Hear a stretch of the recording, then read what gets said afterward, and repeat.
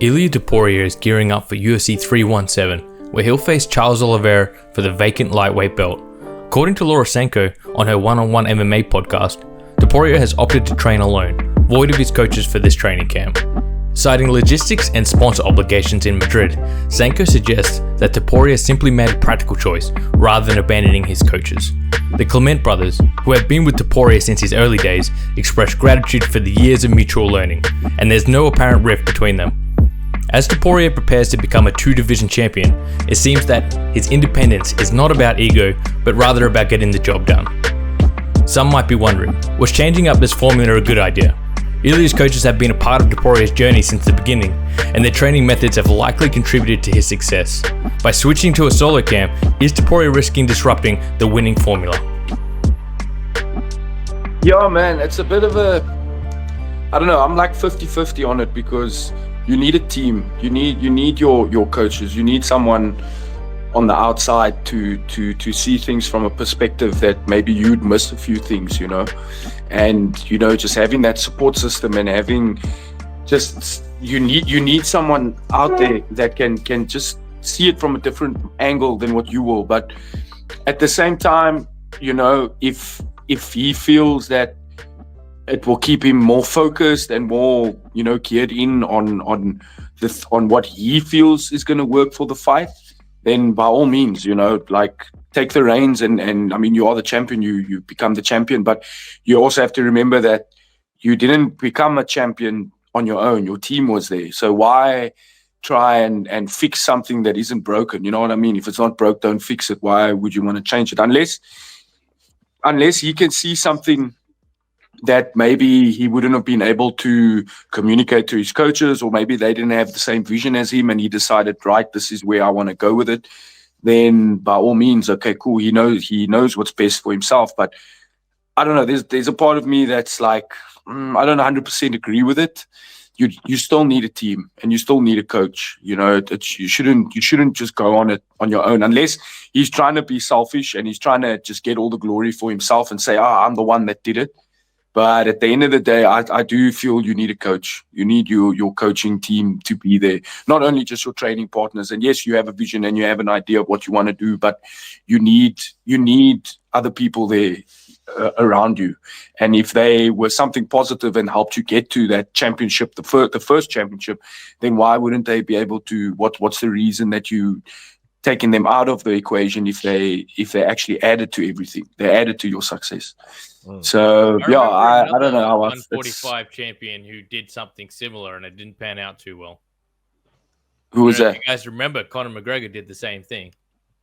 He disconnected from his old coaching team and it just went downhill from there. I mean, this was different because he went to fight Floyd Mayweather, but it's still a similar path. He went out on his own and just fell off the deep end. And that's my thing. Like, is he making a sound decision, or is it just his ego that's now come into the picture? And it's like, I'm the best, I know what I'm doing, like I don't need a team. Or has he really sat down and thought about it and be like, I think this is the best decision for me going forward?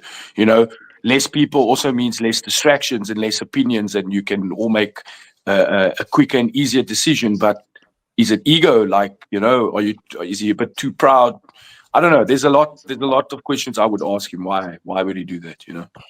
I was thinking the same thing, brother. Emmanuel just walked in with a knife in one hand and a crutch in the other. I was like, what is going on, man? That was wild. Emmanuel, we just checking on you, G. Listen. Bro just robbed some old lady of an apple and a crutch. Apples. Look, you don't want me doing all the... Do you know what I mean? So I'm using a knife. That's good looking out. Hey, that man's a pro. No, big up yourself, Emmanuel, man. We see with the crutches there, still nursing your injury. How's life for you, Emmanuel? You good? Everything blessed? Good to have you on the show, brother. Do you know what? I was thinking about that on my way home. Obviously, you know me, I don't like being in public. So on the way home, I was just pissed off that I couldn't connect to you lot. But obviously now I'm home, I'm happy, innit? Yeah, but that's what's up. Did you see the last? Did you see the last video we just played on Ilia Topuria? Yeah, he's a madman, but he's also undefeated. You get what I'm trying to say? So when you've got that you're ultra confident. My only issue is the opponent. Do you know what I mean? Obviously, we've seen Charles Oliveira lose, but he's just undeniable in terms of he's a good performer when he's on. He's always a threat. Like, he's a good counterpart for Ilia as well in terms of like strengths and weaknesses. So it's going to be interesting. And like, is this really the time when you're going up in weight, you're fighting a stylistically like tough opponent, a bigger opponent in theory because he's going up in weight. There's so many variables. So going in like on your own, it's a bit nuts, to tell the truth. Yeah, man. Sterling, when you look at this whole thing with Ilia Topuria now, he's yapping about 170 a lot. He keeps talking about welterweight, and you've got this big fight in front of you against a dangerous opponent. He's always game. We know Bronx is always game, regardless of what you think of him. And he's kind of shared a lot of the quitter name that they used to call him in the past. He shared that a lot with, a lot of his recent performances. So this is a dangerous fight for Ilia Topuria as well, right? But what do you think of him just looking past that fight, almost looking past it and calling out people at welterweight? Bro, that's so he won't already fight JDM after Charles. He wants to just skip the 155 strap. Like that, it makes no fucking sense to me, bro. Like honestly, like him vacating the belt, like that was gangster and all. I get all that shit to step up to 155, but like, bro, you gotta fight fucking Charles Oliveira now, and it's not even for the strap. And everyone's talking about we're worried about Charles. Like you said, dog, motherfuckers need to be worried for Ilia too. You know what I'm saying? Dude Bronx is still a gangster. So like, if he loses to Dude Bronx, don't get me wrong, it's not like he fell off. We all know Dude Bronx is a thug. But to the casuals, they're gonna go, okay, his O's gone now. And he lost to a dude that was a former champ. He didn't even lose to Islam or somebody like that. And you're talking about JDM. That little fucking Aussie up there is huge. I don't know why I just put little in there. That fucking Aussie at 170 is a massive man. So, like, brother, if you can, I'd worry about what you look like in there with Charles. Because I think the height difference and the size difference is going to be like, I think we're going to notice it quick. So, I don't know, bro. I think he needs to fucking just get through Charlie Olives here, dog. And we talk about the 155 strap. Keith, you got something on that, brother? Yeah, so one interesting thing is that Ilia Topuria has never really thrown a body kick or a head kick in any of his fights. Now, the fact that he's now going to train alone, how much can he learn? And if he's not learning anything new, it's going to be very easy for Charlie Olives to watch whatever he's done before and telegraph what he's going to do in this fight. We all know about the 4-punch combo.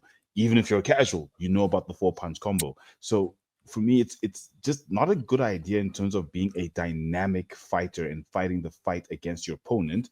It then just becomes you trying to be perfect at what you do.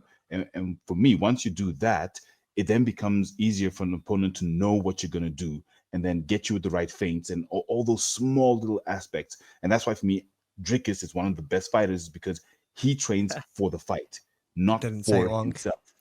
Oh, I mean, come on, that's why Yao. Come on, Yao. I mean, it's just going to happen because Khamzat will not know what Drickus is going to do. He'll have no idea.